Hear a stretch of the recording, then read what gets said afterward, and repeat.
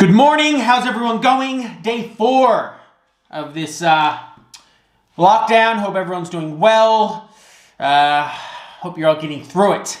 But let's get straight into it. As you're well aware, cases, they keep increasing. We had 110 new cases yesterday with 43 active cases in the community. Now, what gives me concerns is that we need to get the active case number down to 0.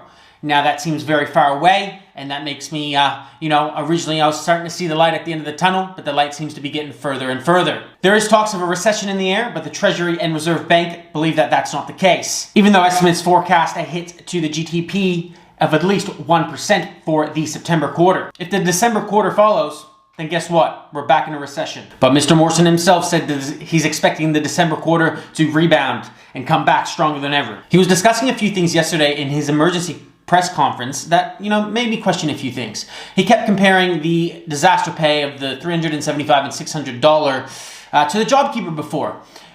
What he's not realizing is, this is a different industry that he is, kind of servicing at the moment, the construction industry. How are they going to live off $600? I don't know many tradies that are making $600 a week. Most of them are making well above $1,000 a week.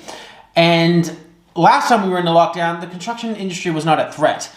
It was, and nothing against the retail or hospitality industry, but their wages would be a lot less compared to someone in the construction industry. So the 600 or whatever, he was comparing it, saying that it was the exact same payment as last time.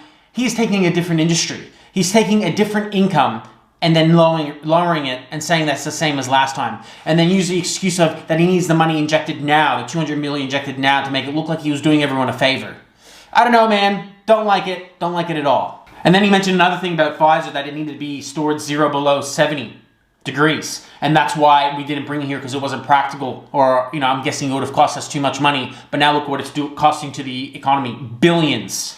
Well, what a mistake that was. And then he mentioned that people have perfect hindsight after these events. Well, we were letting people into the country, especially countries that were highly infected. So how much hindsight do you really need? In terms of the real estate market, things are still trekking along well. Stock levels are definitely hitting an all-time low, but traffic and buyers are at an all-time high. I know Realestate.com have just come through their highest traffic month in, I believe, history.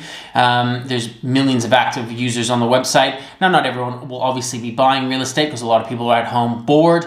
But that being said, I have been speaking to brokers. Banks are still lending, buyers are still wanting to buy, and stock levels remain low. So you can expect prices to stay relatively healthy over the course of this lockdown. Now, obviously, I've mentioned before, it depends on decisions that the RBA makes to help us get out of this uncertain time, and what effects I'll have to the market. So I won't know what the spring market will look like until more news is released. Like I always mention, I hope everyone's staying safe, staying healthy. I know it's only day 4. We are getting closer to the 30th. It's only the 22nd, not far away now.